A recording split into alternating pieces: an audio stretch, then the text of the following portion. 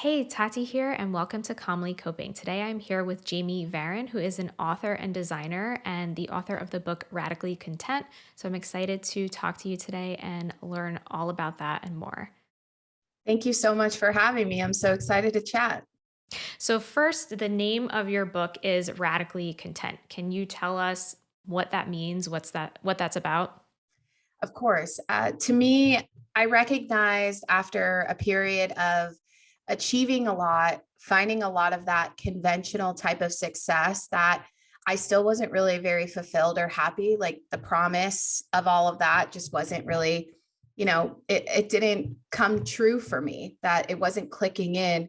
And I recognized after a period of a lot of learning and growth and healing that what I was searching for was a foundation of contentment. And why I called it radically content is because I felt like we had really gotten away from contentment in our culture and in society because it was all about striving and hustling and going on to the next thing. And so why I wanted to call it radically content was to really just like show that being happy with where you're at, having acceptance and where you're going, and just being like have a foundation of feeling very content in your life and feeling like you are enough, you have worth, you have value, whether you achieve or not. That's a radical thing in Mm-hmm. our current culture. It shouldn't be, but it is a radical thing, because we're really taught to feel that we're not enough, that we have to keep working and striving in order to be happy. And that essentially we're taught like you have to earn your joy, you have to earn your leisure, you have to earn the right to like life, to like yourself and like your life. Mm-hmm.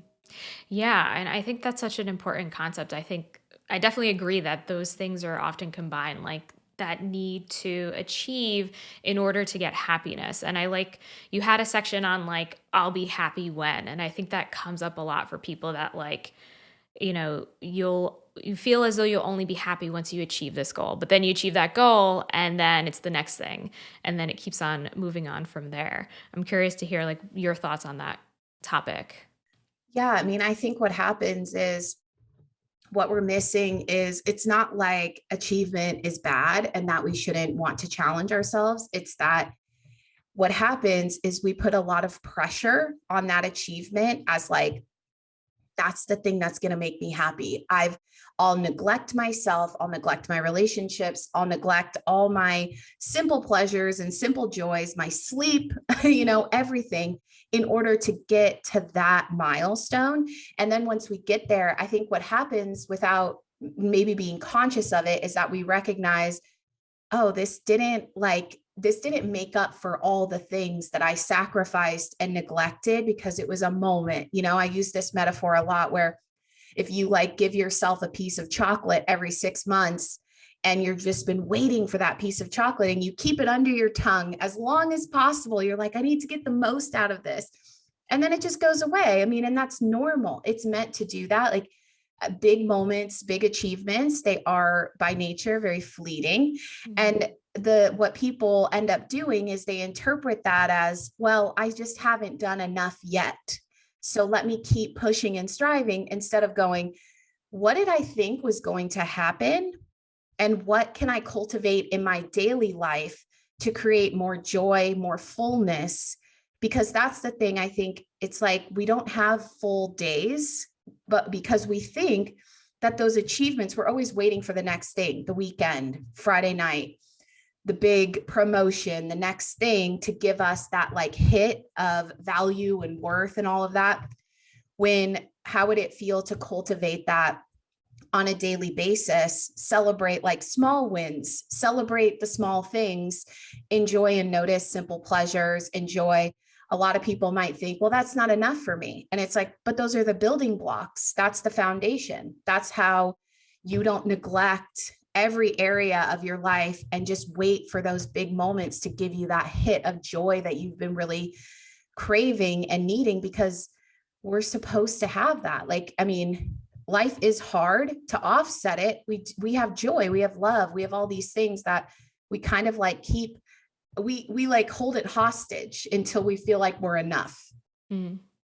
Yeah, yeah. So it sounds like it's that seeking external things a lot of times, like external achievements and also like moments in the future for happiness to come from, rather than looking from within and like what's underneath that feeling of not being good enough.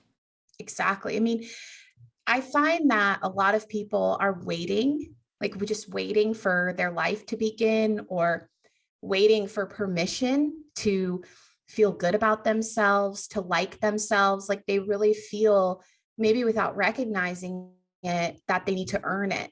And that's why I wrote Radically Content, was because it wasn't like, I want to gently show people this might be how you're feeling. And I used a lot of my own experience to illustrate that, because I think people learn from storytelling. And I also think it's just a softer way to kind of express it, because if I'm the one being vulnerable, you can feel more comfortable being vulnerable with yourself.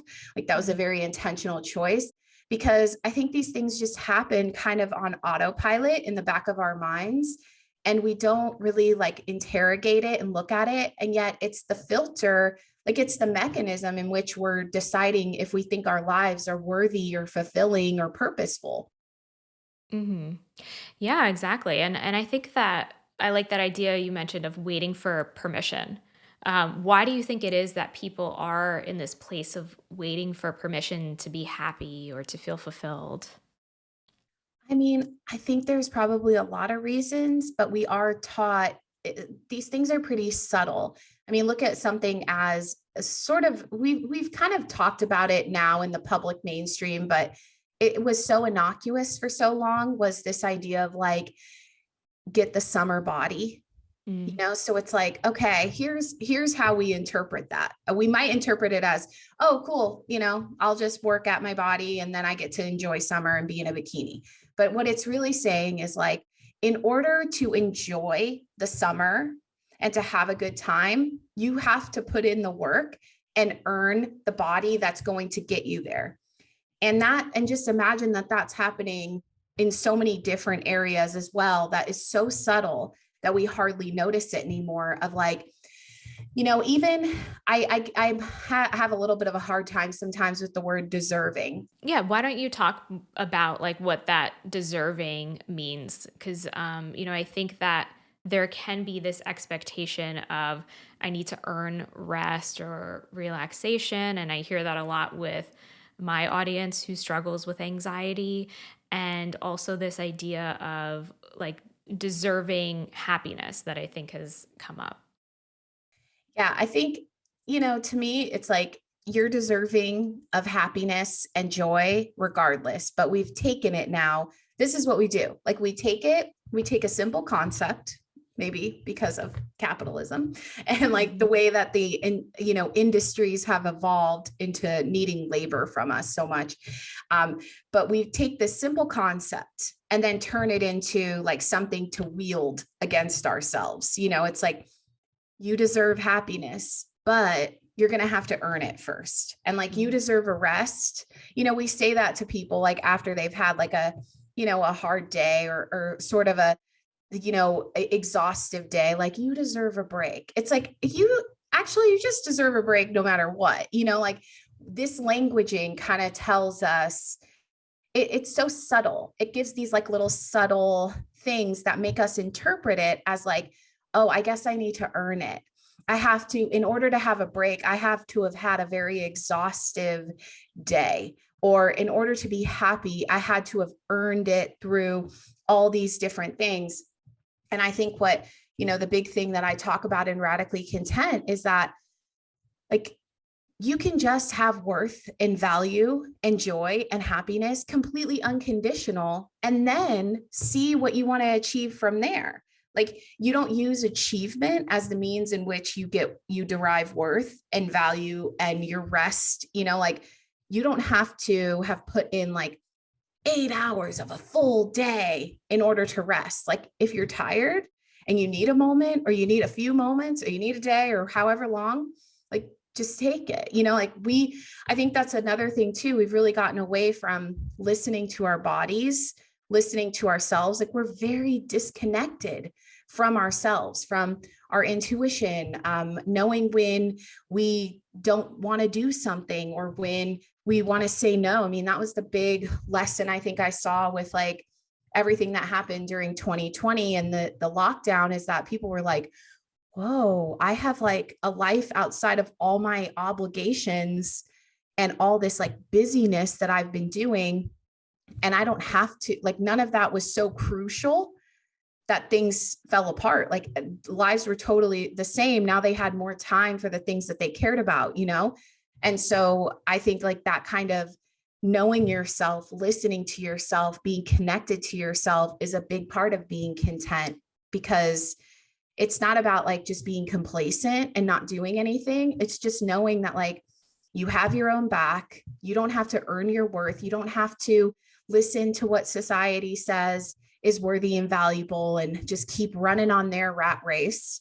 Like you can be in the rat race, but if you have yourself and you hold yourself, like you're not really in it. But if you buy into their way of thinking and that like you're only worthy if you're super productive by their standards, like we say, it goes around a lot of like, you know, we're not machines, we're not robots, and it's like Mhm. I'll never forget this person who was like a product engineer or something, or computer engineer. She commented and she was like, even machines need rest. Like they need to update, they need to reboot, they need like a second, you know, you can't just run them. You can't run a Mhm. computer all day, every day, and it never burns out. And never, like it literally burns out. And I was like, wow, so we're trying to be even more than a machine. Yeah. Yeah, we're trying to, I think, aim for perfection and this impossible ideal that will never happen. And I think at some point, we're going to burn ourselves out or result in anxiety or depression if we continue on that path. Exactly. And that's the big thing. It's, you know, a lot of this, the perfection, I talk about this like good enough paradox, that we're always trying to be good enough. But like, think about that. What does that even mean? Like, we don't have a definition for it. We don't have a definition for what perfection is. We don't have a definition because most of the people, if we're comparing to people who seem perfect, we now see, especially with like celebrity culture, these people are not perfect. Like they give off the impression of perfection, but there's Mhm. always a side to them that the public doesn't see. And so what we're really aiming for is like the look of perfection, the image of it as opposed to the feeling of it. And same with being good enough. Like when I have always had this thing with trying to be good enough. Like it's been my Achilles heel. And I just like suffered with so much self-doubt. I mean, I didn't write. I now am so prolific, but for the first like 15 years of my like career, I could not write. Like I would sit Mhm. down and I would be so inconsistent. I was not one of those people who could just sit down and start writing. I would need to like build up to it or like sneak up on it somehow if like inspiration really struck me. And I recognized like every time I sat down, I was trying to be good enough. And then I was like, but what does good enough even mean? Like, how do I know when I've reached it? It's just this completely amorphous, vague thing that I'm going after. And of course, when something's vague, I mean, we love to be obsessed with these vague concepts because then we never get to reach it. And it's like if we're having fun, you know, on the path to perfection and being good enough, great. But most of us are very anxious. We're comparing ourselves even more so with social media. We're not feeling very good about ourselves. We have a hard time even recognizing like when we've had something to celebrate or anything good that has happened to us. So it doesn't seem to be serving us, this like pursuit of perfection and being good enough, especially when you recognize you're like, there is actually no definition for this. Mhm. And so that means we're just going after a thing that we can never define. So, of course, you're never going to get there because there's no finish line, you Mhm. know? Yeah, that's such a great point. And it seems like we're unconsciously going towards what like society and the media has been impressing upon us. And then once we actually look at it and dissect it, it kind of falls apart. It's like, Yeah. And what then am I they just actually going towards? Exactly. Or like if, look at trends or anything like that. I mean, it just keeps changing. It's like look at like body trends. Like you can like contort and try to get yourself that like ideal trendy body type, and then, oh, changes. It's Mhm. like at one point it was really thin eyebrows, and then it was like, nope, just kidding. Now we don't want that. And Mhm. I mean, that's a really superficial example, but I think it's easier to connect to something like that because you're like, oh my God, I can see how this, like, you can't even win at that. Like, okay, you can play with trends, have fun, dress up, do whatever you want. But if you're really trying to use it to gauge how good and valuable you are, it just keeps changing. Mhm. Yeah, and I think that's a really good example because it really has changed, clearly. And if you're constantly trying to keep up with it, then it's this never-ending chase of, similar to that battle towards achievement, that achievement in and of itself is bad, but what are you sacrificing to get there? Exactly. Because you have to ask yourself, like, what is the cost? I now have expanded my definition of success. I think that that's really important for all of us to do. You might end up having a definition that's very close to what society says, and that's great. But you might end up finding out that, like, a lot of the things you were taught to care about just don't actually matter to you. Like, they actually, to you, not to Mhm. everybody else, but to you, like, you don't really care about that. And I've had to expand my definition of success to something like, if I have an achievement, but I don't have my peace of mind, I don't have my mental health, I don't have my physical health, I don't have any relationships, I've busied, I've told everybody in my life I'm too busy to see them. And I'm just like burnt out by the time I get to that achievement. That's not success to me. Like, even look at, I have this book coming out. It's like, if on the day, the book release, say on April 12th, I get to that day and I'm fine being tired, like, okay, cool, I've put a lot of time into this, but I'm not fine being like stressed that this is going to determine how it does in the world, is going to determine if I'm like worthy or valuable, or that I have any value, or that I'm finally good enough. Like, I want to bring with me, I have like my worth, my value. It's completely unconditional on how this book does in the world. And I want to bring with me like my relationships, my relationship with myself, my marriage, all these things. I don't want to have, like, I get to this achievement, I'm like, oh, I got to go put the pieces of my life back together because I've sacrificed so much to get to this fleeting moment. Like, that fleeting moment is going to feel so much more full when I have all of this coming with me, when I have my health, when I have my mental clarity, my emotional balance, these types of things. And I work on that constantly because I have to remind myself that that is my definition of success. That's not society's definition. Society's definition loves it's the big achievement day. And it's like, oh, I've been sacrificing for this my whole life. And I just don't think it's worth it. Mhm.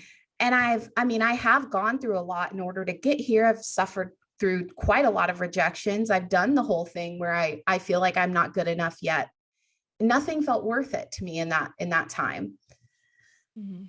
Yeah, and so what I'm hearing and what you're describing, it's that cliche of, like, it's about the journey and not the destination, and also that it's about finding that feeling from within, rather than looking at and finding what that means for you, rather than like, what is it that society is saying or other people are telling me that I need to focus on or work towards. Exactly. I mean, we do say it's about the journey, but I think sometimes we don't break it down a bit. To Mhm. me, the journey is like this conversation, like, this is part of the journey. And I get Mhm. to be present for this. And the journey was writing the book. And then how the book came together and was coming to fruition. And if I was stressed at every point of that, or if I hadn't celebrated any of those small milestones or anything like that, the end result, like April 12th, when this book comes out, it would feel so much pressure. Like you can just imagine, we can imagine because we've probably done it in our Mhm. own ways, you know? And it just, I think for me, I was like, I kind of got to the point really where I was like, if that's the cost, like if that's how it's going to be, I would honestly prefer not to publish a book then. Mm. Like, I don't think it's worth it because I need to have, like, you publish a book one day. What about the other 364 days of that journey to getting there? If it was filled with strife and suffering that I put on myself, like there is suffering that we can't explain. There is things that happen. Life can be challenging, absolutely. But I'm not going to be the one that adds to my suffering and makes my life harder than it needs to be, because then it makes when like life comes in and surprises me with things that I am not excited to be surprised by, it makes that like so much more difficult. Yeah. And so, what does that look like for you to focus on? You mentioned like emotional balance and your mental health and happiness through the process towards whatever that it looks like, achievement or success. I mean, I have it looks like for me really tangibly, like I have to exercise like 5 days a week at least, you Mm. know. Um, that means that I'm taking care of myself for the next day, for my future self. Because I used to be very neglectful of my physical health when I would get stressed. It was like that was the first thing to go. I'm like, you Mhm. don't matter. Like, I Mhm. need to deal with this emergency situation that feels like an emergency, but wasn't. And it means connecting with my friends and family. It's not about I'm too busy. I can't like when I wrote the book, I needed some boundaries and I needed to do that. But then I was like, okay, now I don't need to spend the next year just like in my hole and like worrying about this. It also means like I write in my journal every morning. I keep my morning routine. I try to keep my life pretty normal because that's what it is. I mean, it is normal. Like you have to just take care of yourself. It's eating a certain way. It's also making sure that I don't burn myself out. Like, especially right now during a time of like, there's a lot of promotions. When I have a moment in my schedule that I see that I can take, I take it. Like I sit and I read a book and I take a moment with myself. I go on a walk or like I even watch like really uplifting shows or I'm cooking or something like that. And it sounds so simple, but often those are the first things that go when we're in a time that can be kind of, stressful or more heightened. And I have just really made sure and reminded myself almost daily of like, these are the things that are first. Like those are the non-negotiable priorities and everything else fits around that. Mm.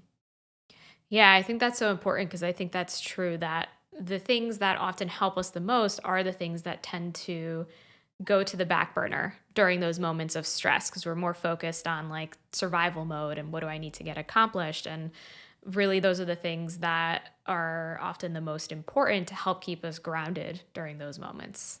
Exactly. Exactly. I mean, I've never been a person who would sacrifice sleep. That's always been very important to me, but it has continued to be a thing that I have to make sure, it's like that's not the first thing to go is like sleep and exercise. Like those are the things that can keep me going in a sustainable way. Mhm. I don't want to be so burnt out.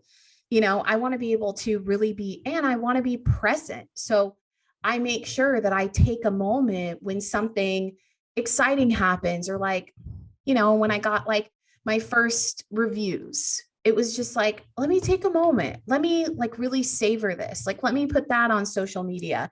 It's not always like this big, impressive thing. Like, I want to celebrate the small things too, because that gives me like, it doesn't make me store it all up. It like there was a time in my past where like if I got a review before my book came out, I'd just be like, well, I mean, the book's not out yet. Like, oh, and I could talk myself out of it. Like, oh, maybe that person, like, oh, that's my friend. I don't know. She probably liked it because of that. And that, all these things, instead, just being like, that's cool. Like, I love that that person had an experience with this book that like lives beyond me. Like, that's awesome. And I take a Mhm. moment to really notice it. It's not like, let me throw a party every time. It's just actually stopping in the day and being like, let me acknowledge this. Let me sit with it. Let me savor it. And let me really find like meaning in it and notice it. Like, that's a big thing that I've started to do over the years, is just like really noticing my day. Like when I go on my walks, like notice the weather, notice what's happening around me. It's a really easy, simple mindfulness technique. But that's the thing that's happening right now. We have gotten so far away from the simple things. It's just so heightened. Like everything is more, more, more, better, better, better. Like social media has played a very big part in that. It's tough to like really just ground yourself in simple joys and feel that that's like enough for the day, instead of, oh well, if I go on Instagram, I'm on a walk but someone else is on a yacht. It's like, I'm like, all right, like I'm on my walk, I'm on my path. Not that Mhm. I want to be on a yacht, but like it's just this whole, or like someone's in like, you know the Italian Riviera. And I'm like, I would like to be there, Mhm. but instead of making that comparison and saying like, oh, my life isn't as good, I'm just like, okay, let me see what's good for me in my current life, in my current circumstance right now. Mhm. Yeah, I love that, and I could see that that's really counteracting that belief of always going to it's not good enough, and I see that a lot in my clients that, there's this tendency to minimize or to focus on the negative, like minimize your accomplishments, like you focused on, you would get that review and kind of like just dismiss it or not focus on it, and then magnify the negative. And I'm hearing that, in switching and doing the opposite and having that mindfulness and bringing in that savoring, like those small daily moments, it's kind of counteracting that tendency that I think a lot of us have. Absolutely. That's a great way of putting it. It's really about, yeah, magnifying. Like we see how easy it is to magnify the negative things.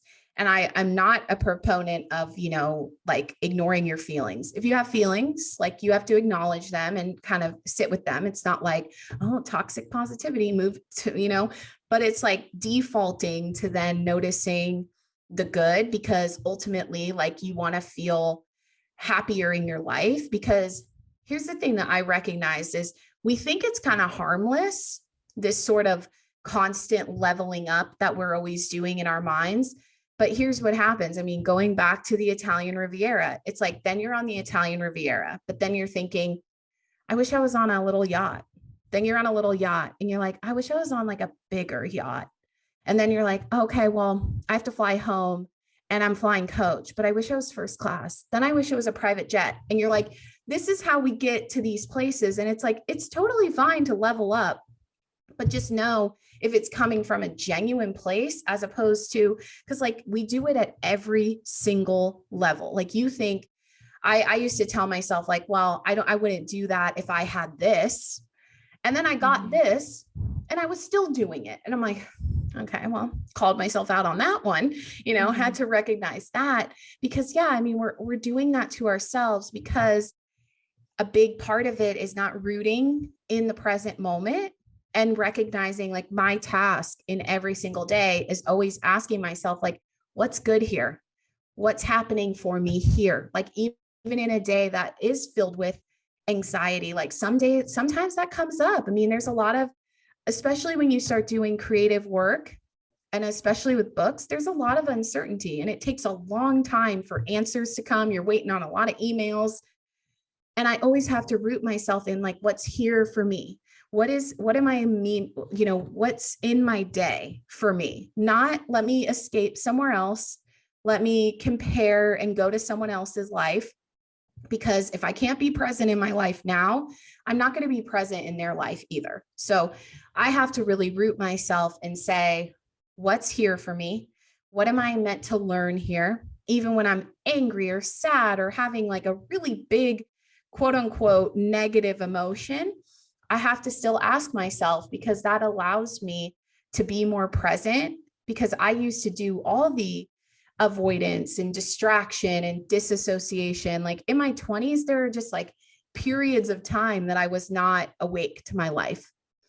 And I Mhm. can't do it anymore. Like even when things get tough, I still have to be with myself and listen to myself, because I actually know, like I've traveled, I've done a lot of things. Like you're still you, no matter what. Like Mhm. you, you can be sad at the Italian Riviera. Like, let me tell you, like it can still happen. I keep using the Italian Riviera. Apologies with how silly that is, but it's just easier to connect these things when we use examples that are really easy to picture. Yeah, no, I hear you. And I love those simple questions of like, what's here for me now? Or just getting into and connecting to the moment rather than focusing on like comparing yourself to others or what's not good enough. And I've heard you mention social media a lot of time, and that's definitely a big source for comparison. I know you mentioned that in the book. Like, what do you suggest? Because I know sometimes I go on like Instagram and we'll start like comparing myself to others. And I hear this a lot from my listeners. Like, what do you suggest for that kind of comparison that tends to happen on social media? Be absolutely freaking ruthless Hmm. with your feed. Mute, unfollow, like do not pay attention to that stuff. Like I don't follow. I mean, I have nothing against most influencers, truly. But where I'm at in my life, I don't want to be influenced. So I don't want to be following influencers, like why follow a travel influencer if I don't want to be influenced into feeling like where I'm at is not enough. So I am like, especially knowing that right now I can't travel. Why do that to myself? And so we do that without recognizing it. And then we think like, well, if I unfollow, then that means I'm not like, I can't handle it to see this. It's like, then it's just not you're not consuming it. You won't even think of it. Like I promise there's usually like two or three people that we always end up comparing to, and they might shift or they might stay the same, but it's always like we each have our little bugaboos is what I call them. And just like muting them, like, okay, I had a lot of grace with myself before I was a published author, before I had this book coming out. I wanted to write a book so much and I was getting rejected and it was really hurtful. So, did I like sit there and watch everyone's book release time? No. Like that's Hmm. just mean to myself to expose myself to that. And then I didn't have to be around it. And it wasn't like I wish them ill will, but it's like there's literally billions of options of content to watch on social media. I personally use it as a place to connect, to learn things that I haven't been exposed to hear viewpoints that I typically am not exposed to, and to feel as though I'm like adding to a tapestry of artistic expression. Like that's how I think of it when I post. It's not content. I don't post my content and on a schedule or anything like that. For me, that just doesn't vibe with me. If content vibes with you, sure. But I just am always like, this is my vehicle to put my art out into the world. And so I look at it like that. And I look at it like with likes, and, some of my posts literally will get like 1,000 likes, and some of them will get like 10,000 likes. And I can't say to myself, the one that got 1,000 likes wasn't as good, because whoever needed it at that point, it got to them. And maybe less people needed it than who needed the other one. And so, and like when people, it's just like a lot of intention around it, I guess. Like when people unfollow me, I don't like check, I don't care. It's just like, all right, I'm not vibing with you. That's cool. Like everybody needs to do what's best for them. I'm not going to hold you hostage. And I also just like don't leave a lot of space for people to hate follow me or anything like that. Like I don't hate follow others. So I don't want that energy back at me. Like I think sometimes we often treat social media as if we're like imprisoned to it. And it's like, just literally change your feed. Like if you're having, for example, like if you're having a tough time accepting your body and you're comparing yourself, get all the people that don't have the same body type as you off your feed and start following people who have a body type similar to yours, and just watch as your own perception changes. Like, social media can be used for such a force for positivity in that way, that we can expose ourselves to things that make us feel so much less alone. But often we use it as like, I'm going to sit on the couch and punish myself and Mhm. scroll for hours and just like walk away feeling like crap. And I get it, because that's what feels like is on offer. But I just refuse. I love social media. Like, I used to have the love-hate relationship with it. And now I really changed my intention, changed how I used it. And also like just changed how I was posting, not in any kind of obvious way, just my intention behind posting. And it really has changed. It's really like transformed how I look at it now, because I'm like, it's not the place that I go to compare myself. Like, sometimes it comes up, but I move through it pretty quickly. And I like curate my feed. I'm pretty like intentional about what I'm using social media for. And so I would really like encourage people to have that intention and think about like, are you trying to use, like, do you like social media to connect? Like, think of the things you like it for, not the things you don't like it for. And if you're trying to connect, okay, then follow people who you can message with, and follow people who like respond to your messages, and who are like people that like make you feel good about yourself. It's like Mhm. so obvious, but it's just like, oh, wait, you can follow people that make you feel good about yourself? Yeah. Yeah. Like, you can actually unfollow everyone, mute everyone, and then just see who comes back in. Mhm. Yeah, no, I love that. And so it's that intentionality of using it as a tool that is, something you want to use in the way that works for you, rather than being like a victim to this is just what's here. And it reminds me of that concept of like being on autopilot and kind of just mindlessly consuming things, rather than being more intentional with what you choose to expose yourself to, because that's all going to have an impact on your mental health. Exactly. I mean, I think this is something I talk about in Radically Content, is like, we have more power and control than we think, like over those types of things. Like, we have no control. I mean, things are just, we don't know how it's all going to work out. We don't know what's going to work out.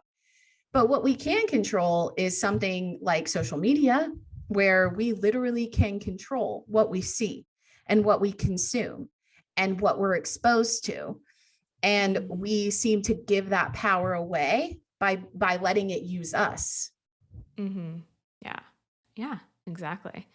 So, I'm curious, do you have any other thoughts on that concept of, how can somebody go from that place of feeling like they're not good enough and disconnecting from this autopilot of like working towards and not listening to themselves? If that makes sense. Yeah, definitely. So the big thing that I always say is like, I mean, I think a lot of times we say like, go from I'm not good enough to like, I love myself so much. It's like, it's a big gap. Like, we gotta find a bridge. And to me, the bridge is to move away from judgment of ourselves and move into curiosity. So even the question of what's here for me, instead of, you have a day where you have a lot of anxiety, and instead of asking the question, why do I feel this way? What's wrong with me? Why can't I just be happy? Like, why can't I just love myself? It's like, all right, so those are all shut. Are there any answers to those questions? No. Those are just roadblock after roadblock. Like, it's judgment when it's a roadblock, okay? When Mhm. it's a wall that comes up. Whereas with curiosity, you go, what just triggered this? What was I looking at that just maybe made me feel this way? Let me walk myself back through. Have I eaten? Like, have Mhm. I gotten outside today? Or have I done one good thing for myself? Have I taken a moment just to breathe? Like, one moment. I don't care if you meditate, just one moment to just sit with yourself. And what's coming up for me? Why is this coming up? Why am I feeling this way? You see how those all have solutions. Those all have answers. You can actually write in your journal or talk to someone about those. Those are questions that actually lead you somewhere. That's a path that opens, right? Versus the other ones that are just closed door after closed door, roadblock, path is blocked, you feel stuck, and then no wonder you feel worse. I mean, that just makes sense. And those are all judgments on yourself. And if you can slowly start moving away from judgment into that place of curiosity where you're just being more gentle with yourself, like I'm not saying you have to, have complete compassion and kindness for yourself overnight. That's a big ask. I definitely wasn't able to do that. But when I was able to just get curious with myself and start to really go, okay, what do I think's going on here? Like you have wisdom within you. You don't have to give that up. No one, and like you have to be able to connect with yourself. It's not like going to be as scary as it seems. Like we think like, oh, if I open that box, here we go. Now I got to Mhm. listen all this crap, that I've been having on my mind. But actually it really frees it. Like if you have shame or something like shame, shame loves to be in the shadows. I was just on another podcast and we were talking about how I was like, shame is like a vampire. It loves to be in the shadows. It doesn't want to be exposed to the daylight. Like it's just, it wants to be in its little coffin, like Mhm. making things all scary and everything. But shame actually, like it really dissipates once you talk about it. And I'm not saying talk about it to like the barista down the street, like literally say it in your journal, or honestly get your phone out and do a voice memo to yourself and then delete it, or like put it in your journal and then burn it. Like no one has to see it. You don't have to be that afraid of ourselves.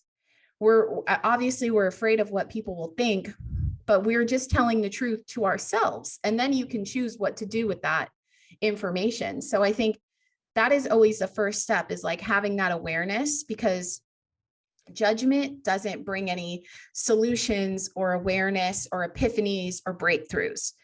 Mhm. Whereas curiosity opens the door to like magical solutions, magical ideas, different ways of looking at things, different ways of seeing yourself. And that is like absolutely the bridge to like loving yourself, seeing yourself as worthy, seeing yourself with value, and having that true like contentment in your bones, like that peace within you. Mhm.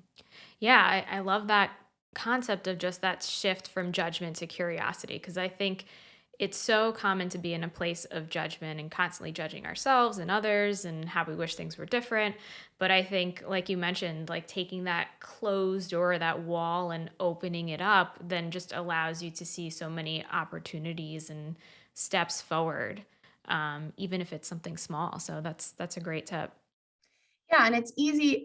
I mean, I wouldn't say it's super easy, but it's Mm. easy enough to plant the seed in your Hmm. mind and just know that when things start to feel really confusing and really hard, and like there's no way out and it's hopeless, you're in judgment. You're Hmm. judging. And there is a way outside of that. It's not like you have to stay there. It's the same way with like the social media thing. We are not victims to these things. We can have a sense of agency over ourselves. And so even if you have the thoughts, which I acknowledge that we do have those thoughts, I still have those thoughts of judgment that come up. Like they're a little quieter, but they do still come up. And I have to shift into curiosity each time that they do, because I don't like the feeling of I'm butting my head against the wall. Like every time when I walk myself into some sort of, I'm like, oh, there's no solution. I'm stuck here. I'm like, okay, get the journal out, open a voice memo, do something, unlock this. Mm. Yeah, and I definitely agree. I think these concepts are easier said than done, but it sounds like you're using that as a sign to look within, like what's going on here.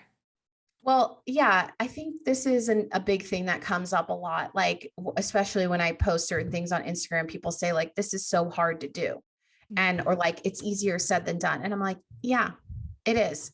but it's Mhm. harder living your life being constantly against yourself. It's so much harder. Like that builds up.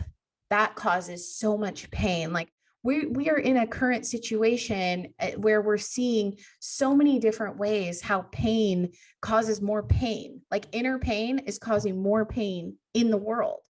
So you can just imagine what that's doing with when you're not really connected to yourself. So when I hear that, I'm like, yeah, but it's worth it because you need to be able to connect to yourself. We need to have agency over our lives, and we cannot constantly feel helpless to what society tells us to do, how to engage with something, even as like, I mean, I wouldn't say silly because social media is a big part of our lives, but like how to engage with something that's like social media. If we keep giving up our agency and power over how we feel about these things, I mean, we notice what that does to our lives. We start feeling very helpless, hopeless, and like there's nothing we can do. We're just very like, I guess this is how my life is.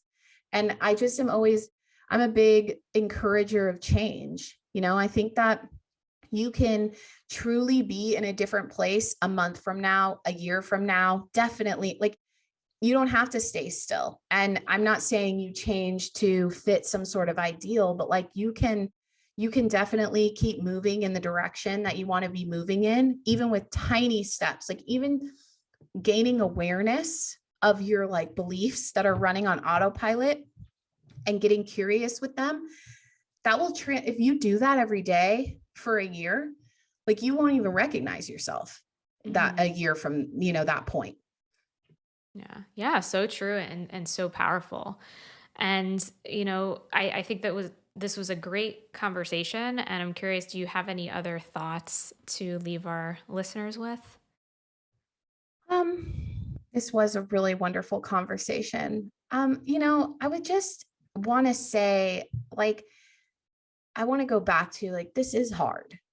Like, I Mhm. want to acknowledge that this is hard. And it's hard not because we do this to ourselves, but because we've been taught to think like this.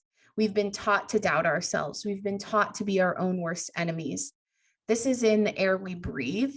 So if you're not like where you expected you would be, or if you're not feeling this same way, that's totally okay.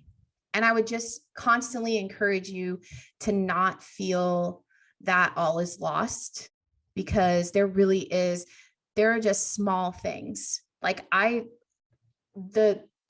thing that probably had the most impact on me was a like 10-minute journaling routine in the morning. Like that was 10 minutes. But even just something simple as keeping that promise to myself of journaling every morning for 10 minutes. Never mind that I had to have the journal on the breakfast table exactly in front of me so I wouldn't forget, had a reminder on my phone, like all the things to make sure that I kept the promise. But Mhm.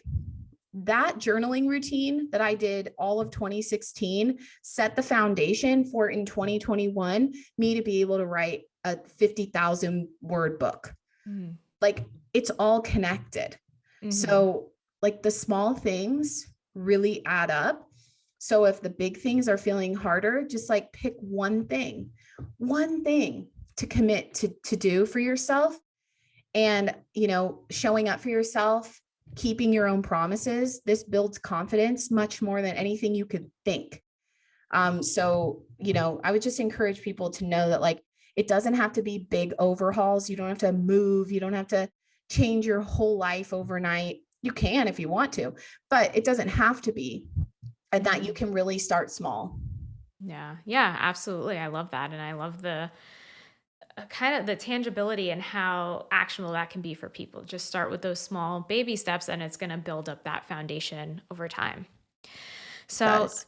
this was such a great conversation. So, I'm sure that my listeners will definitely get a lot out of this. And if they want to connect with you further, can you tell us more about like where they can find your book, where they can connect with you? My book is wherever books are sold, but you can also find a bunch of links on radicallycontent.com.